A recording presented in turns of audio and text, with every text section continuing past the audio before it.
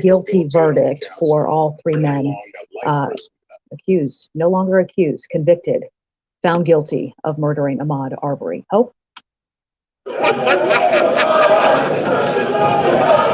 Yeah, so we're outside the courthouse right now. You can kind of see that we're kind of waiting right now to see if the family is going to come out, if the defense attorneys are going to come out.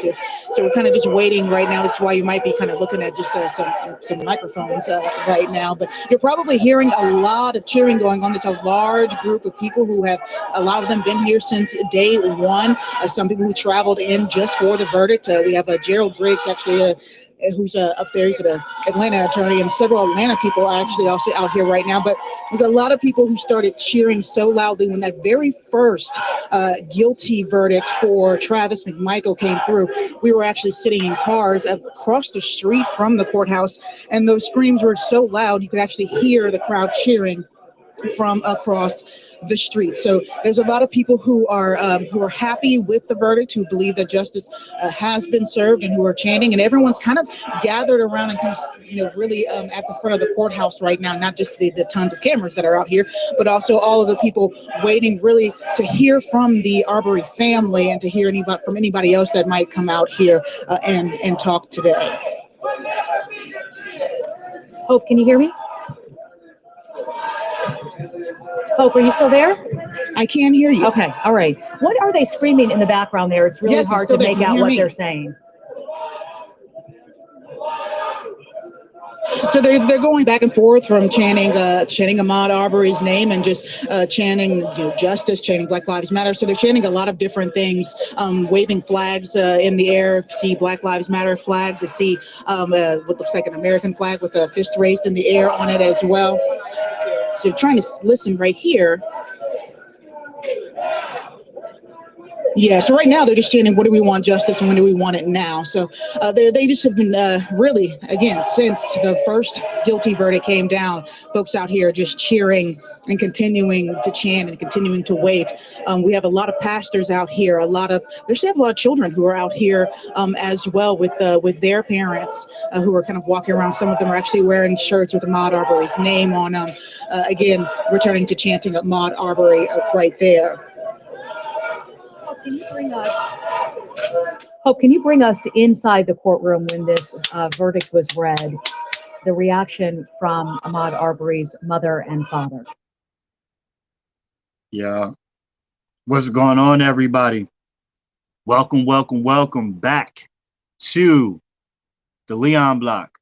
I am your host, John Tell, your kinfolk with the info. As usual, y'all already know what it is. Guilty.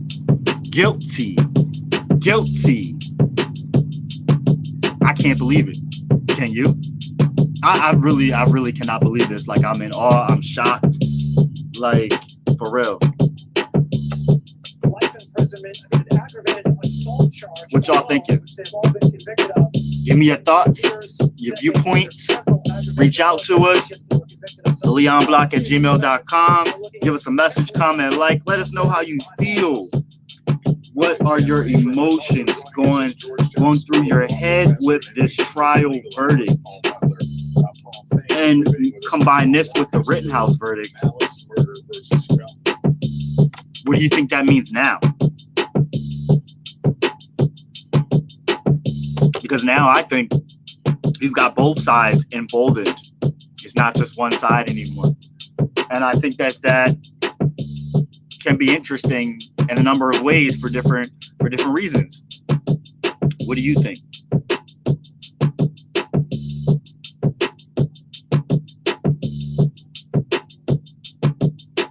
Yo,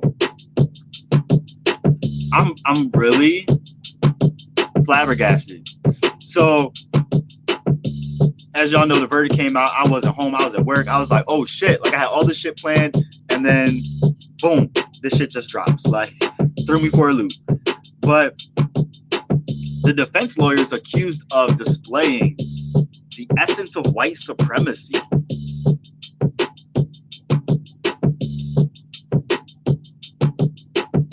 civil rights attorney Ben Crump on Wednesday accused a lawyer, that's today, defending the killers of Ahmaud Arbery of displaying the essence of white supremacy for his call to ban black pastors from the courtroom. Yep.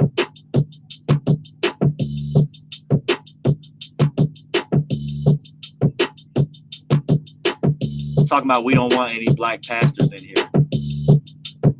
Really. It's not even just that though. Like both these trials was racist as hell. There was a lot of disgusting things. Like what I heard today about the prosecution defense describing Ahmaud Arbery in a way that was fucked up, to say the least.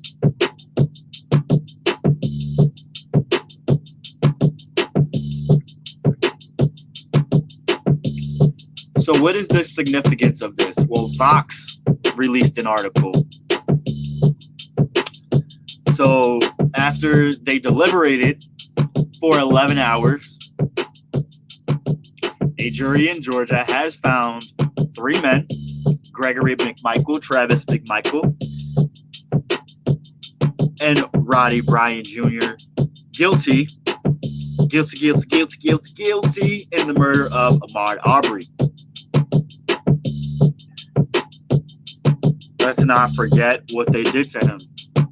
Chased him down with rifles and shot him dead.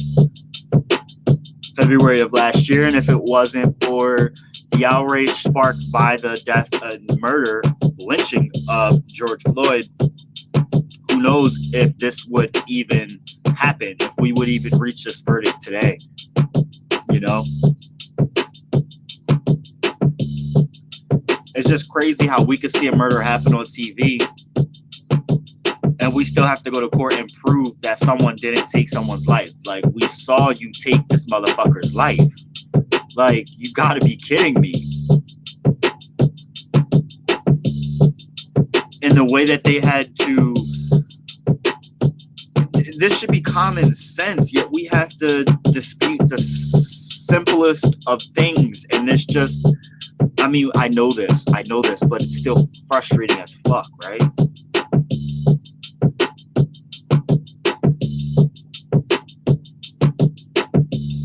And you know what? The verdict may come as a surprise to people. It was a surprise to me, but also, like, I thought they were gonna get some kind of guilty. I didn't think they were gonna get this kind of guilty, you know? But many activists and experts say the legal system tends to favor white men who claim self-defense. The defendants argued their actions fell under a Georgia citizens arrest law created during the slavery era that has been since repealed. What was at stake in this trial was reframing what and who we believe the rule of law will protect and is meant to protect. Whether that is white supremacist ideology or the standard of true justice. This verdict hopefully quells white supremacist ideology and tells those individuals that violence is unacceptable. And those are from the words of Tiffany Jeffers, who's a professor of law and legal practice at Georgetown University Law Center. Whether the verdict changes behavior or not, Arbery's death has led to legal reform in Georgia, including the passage of hate crimes, a hate crimes law, as well as the gutting of slavery-era citizens arrest law that we were just talking about, that the men used to defend their killing.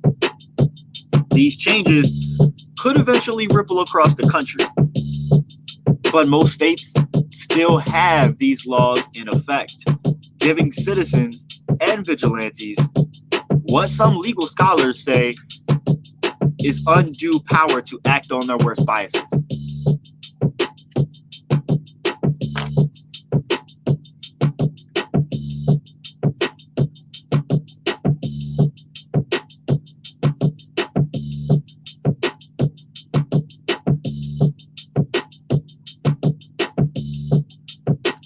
shit.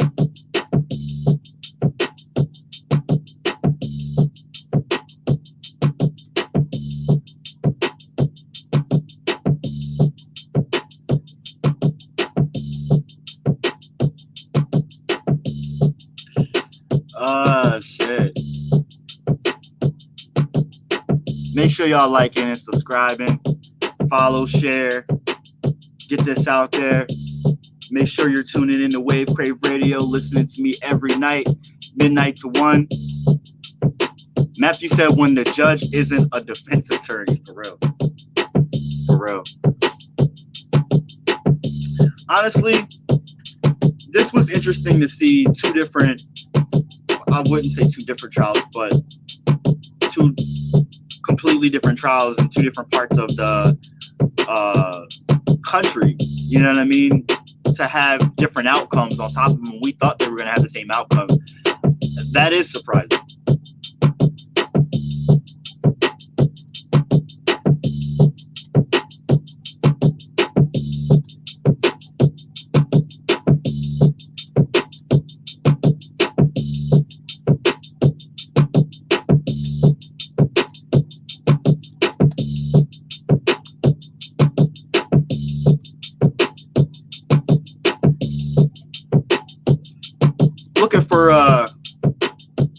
There was an article I had. I don't know where the hell it fucking went, but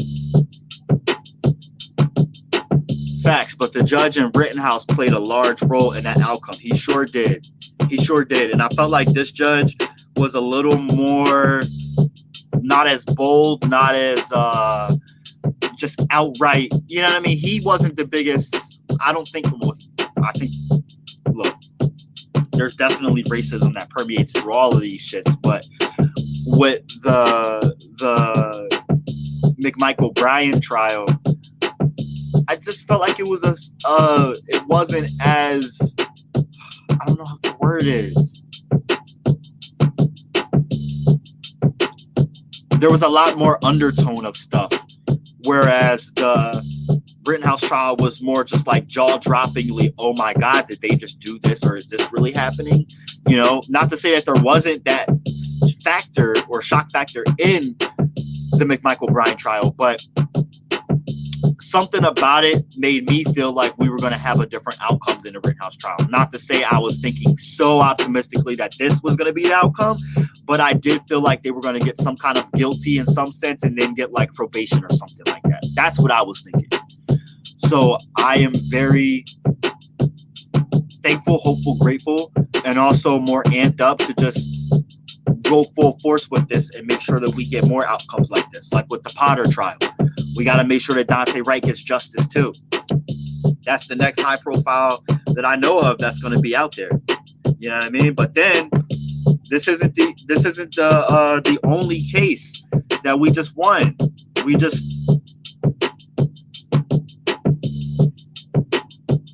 right.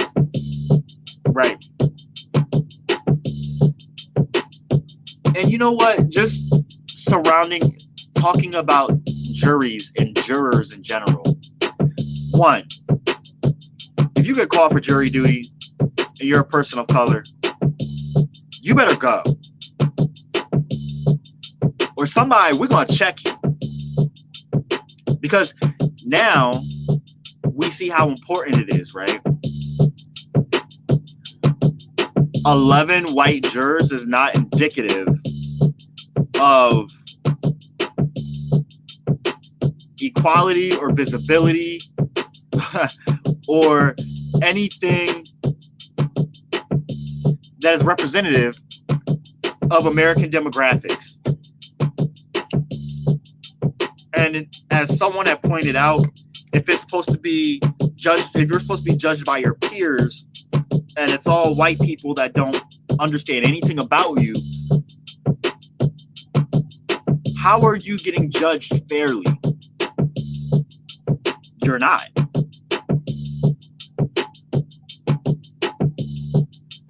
What was that girl, Linda Dunikowski, the prosecutor? What y'all think about her? I felt like she was a little airheaded. I felt like she could have went a little further. with making certain points about things, just like the prosecutor in the Rittenhouse case. Some people say they didn't like her at all. I won't say that I didn't like her at all, but look, I'm not going to pick this case apart and be, you know what? No, I am. We should be holding these motherfuckers accountable for every single last bit and pick everything apart. They pick everything apart. They want to criminalize and demonize us. No, fuck out of here. These were motherfucking savages that chose to hunt down a human being and film it. They deserve every fucking sentence. They deserve every fucking count of those motherfucking guilties. And they deserve every motherfucking word that I'm saying.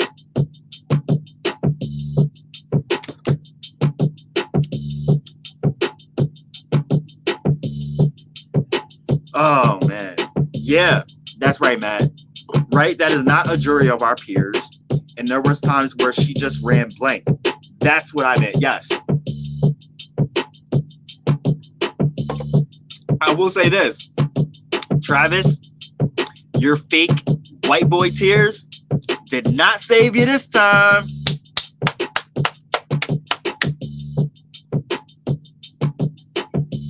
Yo, that grinded my gears, because you can have your peers in the courtroom and all the attention on you that you want, but black pastors have always historically been the healers and the support of our community and who we go to for inspiration and guidance.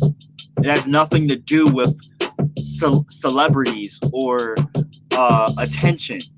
They're who we go to for strength. And taking a jab at that is taking a jab at, is like saying,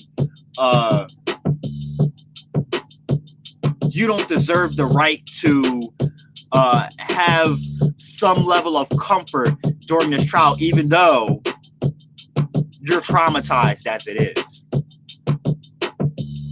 You know? It's crazy how all the news outlets are on this shit now, right? Like, they're on it, like white on rice. Like, seriously?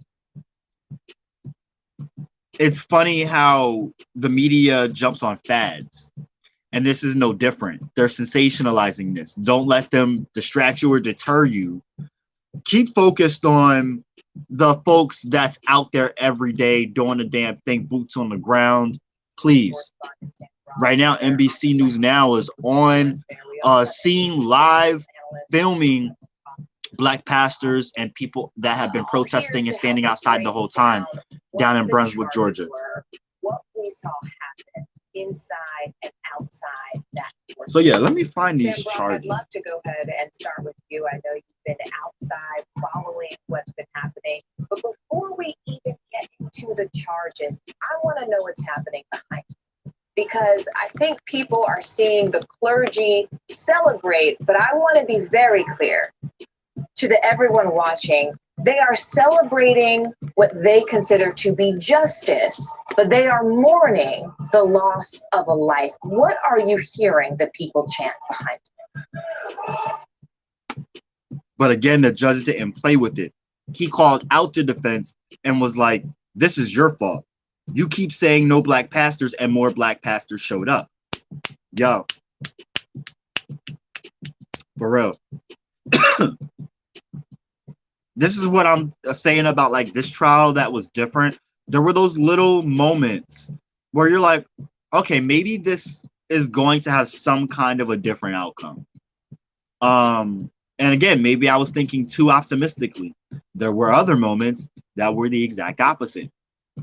But that, compared to the Rittenhouse trial, was definitely a stark contrast, because everything in the Rittenhouse trial led me to think that he was completely going to get off.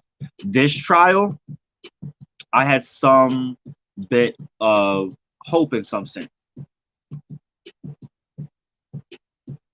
Well, look, I think it's really interesting to point out, Morgan, that earlier today we heard from Al Sharpton and Benjamin Crump, who talked about the precedent of this decision, that you had some of the most racist things said in a courtroom Al Sharpton said this, that he had ever seen possibly the most racist in his life. Okay, that's what's going on in the courtroom, just the optics of also what happened with 3 white men chasing down Ahmaud Arbery in February of 2020, who wasn't armed at the time, who had committed no crime that they had observed, and chased him down in their communities, Satilla Shores, and ultimately ended up shooting and killing him.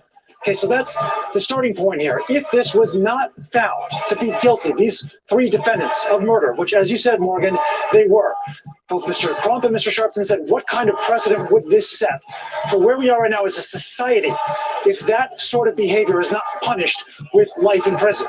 Well, I think, as you described the emotional tenor and reaction here right now, people here are celebrating justice but relieved. Yes. You look over my shoulder, and it might be hard to see from here, there's a whole big crowd out there. There's flags, Black Lives Matter flags, like Pan-African flags. People are crying.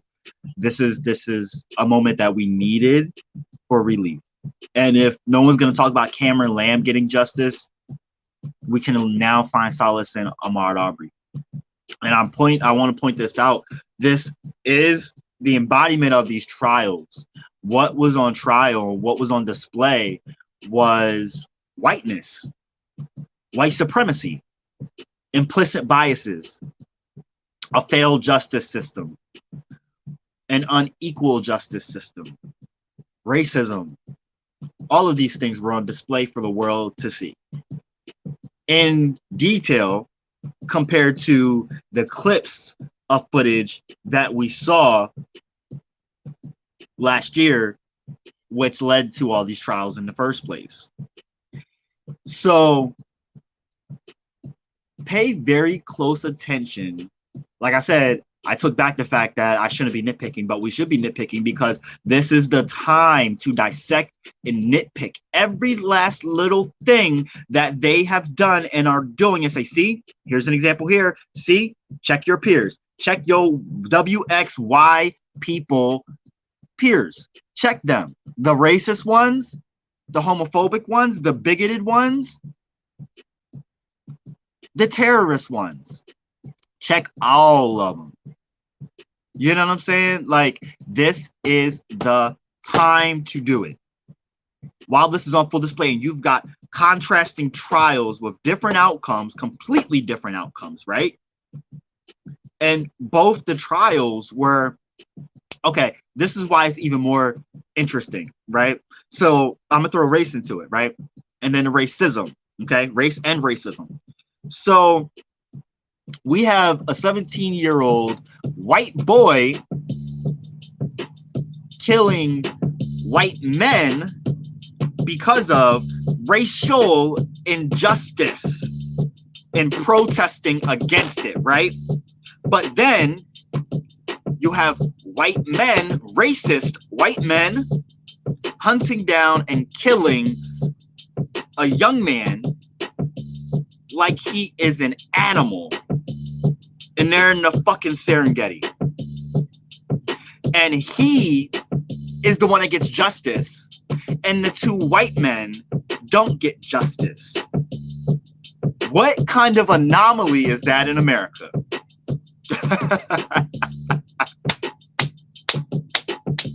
For real, yo, for real, Matt. This is the current stage, and these cases are going to set a path forward for other trials and actions. For real. I want y'all to sit and let that marinate. Think about that for a moment, because that is something right then and there that we can also dissect apart and say, well, why is this?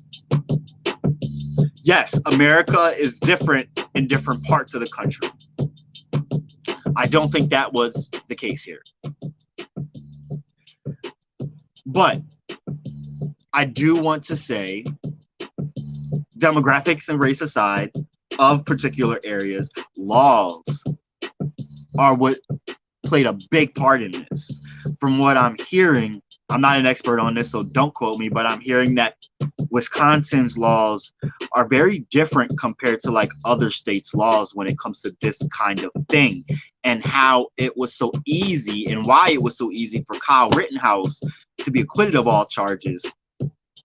The thing is, like, and the sad thing is, I don't think he's going to be federally tried. So, you know, that's something that we're going to have to deal with. You know, another George Zimmerman. That's probably going to be more famous than George Zimmerman, honestly. But you know what? This gives me momentum and hope that we can stunt that growth any way that we can. We can shut this down. We had the power to sell out Trump events and make it appear as if it was empty.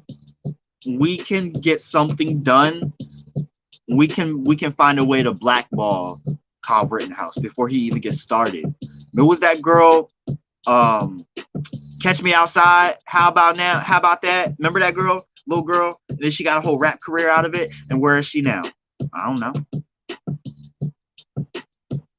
know, but she was definitely a cultural appropriator. But my point is, this little twit is out here talking about how he's not racist and he supports Black Lives Matter.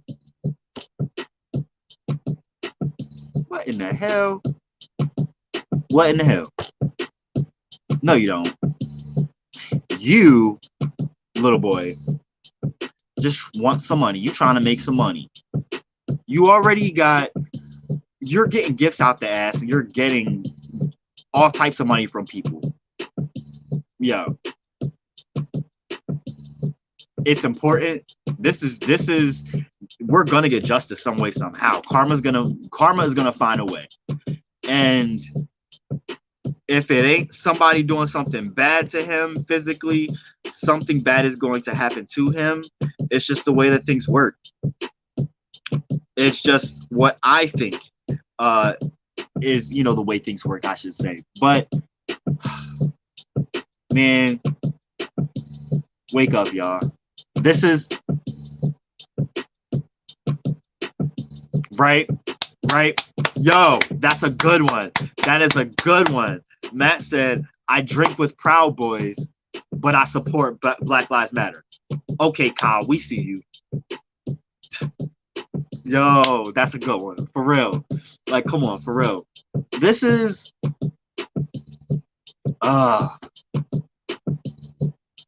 look, the Kyle Rittenhouse thing is gonna sit with me for a while. It's gonna grind my gears for a while, low key. But the show goes on, and there's so many other cases to focus on and think about that I'm not gonna lose focus on Kyle. But my focus when it comes to Kyle is gonna shift towards, like, I don't know, let's make a mockery out of him as best as we can, like we did Trump, and point out all of the things about him that make a bad person a bad person.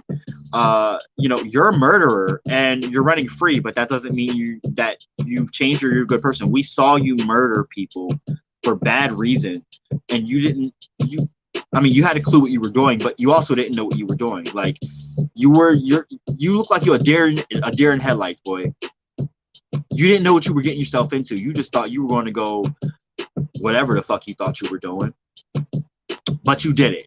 And you must pay the price. And just because the justice system got you off doesn't mean that life isn't.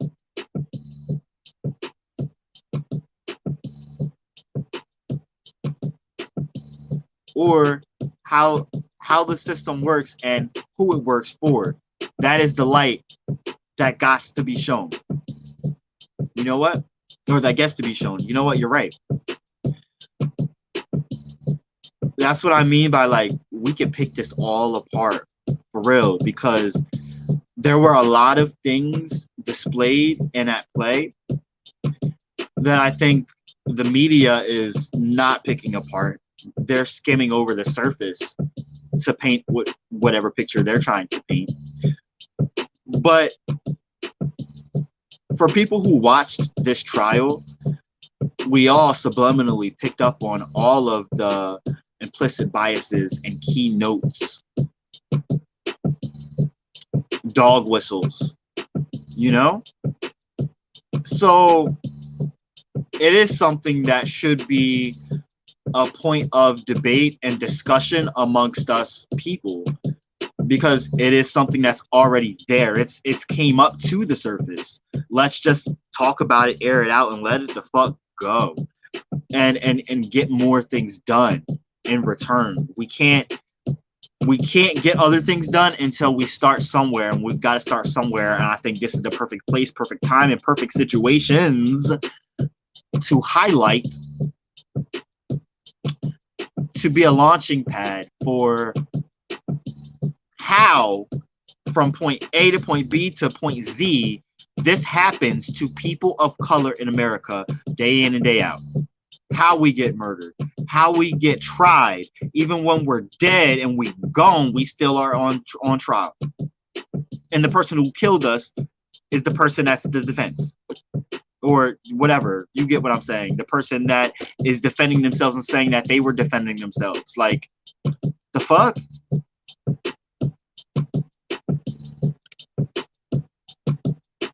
Yes. Yes. We essentially, I think I've gotten to a point where things have not only bubbled over the surface, they're starting to pop out. You know what I'm saying? And people have woken up. People are not, they're tired. But it's that tired, you know, when you get that rush of adrenaline at the end of your shift because you know you got to hustle and bustle. We're at that point where we see that progress can be made and the power behind us. When we have that time, or we really get activated, say, oh no, oh hell no, we done had enough. We've already gotten to that point where we done had enough. That was last year. We're at the point where we're making an effort to have some real tangibility and accountability. And if we don't get it, we're really on go to shut shit down. I think that's in everybody's minds. Like looking out the corner, like, y'all gonna say guilty, right? Because if not, we ready. Like,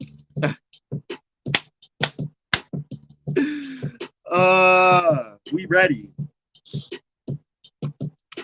Yo, for real, shut it down.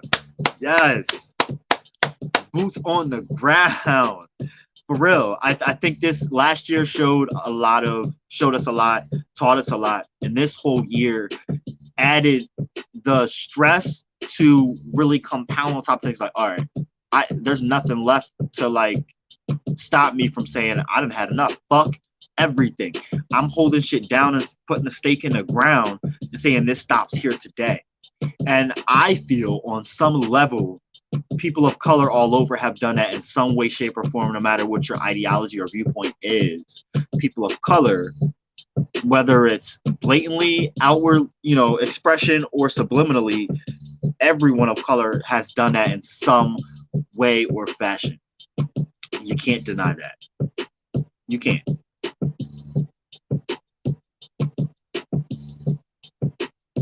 I really hate how in wintertime it gets so dark so quickly. I just turned around and realized it's dark outside. Ugh. Make sure y'all like and subscribe, follow, and share. We are live right now on 3 different platforms. We're on Facebook, YouTube, and Twitter streaming live. Don't forget, you can catch me again tonight at midnight. Sunday through Fridays, midnight on Wave Crave Radio. And every Wednesday at 9 p.m. you can also catch me doing a power hour of topics. This Wednesday, it is a block drop and a discussion about Thanksgiving. I want to talk with y'all about Thanksgiving. What do y'all feel about it? Do y'all celebrate it? What are your backgrounds or religions or perspectives about it? And even if you do celebrate Thanksgiving, what are your plans? What are you doing? How do you feel about the increase of cost of food given the supply chain shortages? And how do you feel about Christmas and gifts and the holidays as a total? I want to know all these things. This year's a different kind of year given the enlightening that people have had concerning colonialism and indigenous respects and things of that nature. I think it's important that we do have this discussion given that tomorrow in America, here in America, is Thanksgiving. So that is something that I want to talk about tonight, this week, for our weekly discussion. You definitely want to catch me every week, Wednesdays, 9 p.m. Eastern Standard Time on Facebook, YouTube, and Twitter live. Tell your friends, tell your family, subscribe, and follow on Facebook. If you follow, you can get notifications, so you'll know every Wednesday, 9 p.m. Eastern Standard Time. I'm gonna get that stuck in y'all head, so y'all can catch me out every week. People be asking me, like, I can't catch you. You always go on at random. I know. I like random. I'm a spontaneous person, and news is spontaneous, and I like to be real. But I know people work, people have lives, people have structures. I got to give it to y'all. So I'm going to meet y'all halfway. One day a week. Wednesdays, you can catch me at 9 p.m. Eastern Standard Time. And again, also every night except for Saturdays. So Sundays through Fridays, I am live on Wave Crave Radio, YouTube, and Facebook and Twitter, live as well, midnight to 1 a.m. Do not forget. Now, if y'all didn't know, guilty. I'm sorry. I had to do it to y'all. Like, this is historical, just like the Rittenhouse verdict was historical. This is historical too. And if you're just tuning in, definitely check back to what we talked about earlier about the contrast. If you do have any comments, concerns, opinions, debates even that you want to get into and share with us, you can definitely hit me up by DMing me here through the Leon Block on Facebook. You can also reach out and email us, leonblock@gmail.com. or comment on one of the videos. I don't care. I check it all the time. My team checks it all the time. So any of us will answer and get back to you. We typically answer back pretty frequently and pretty often, very fast. So definitely shoot your shit, no matter what it is. I don't care. No question is a dumb question. That's the kind of person I am. So I love y'all. It's always, always, always a pleasure. I want y'all to be safe.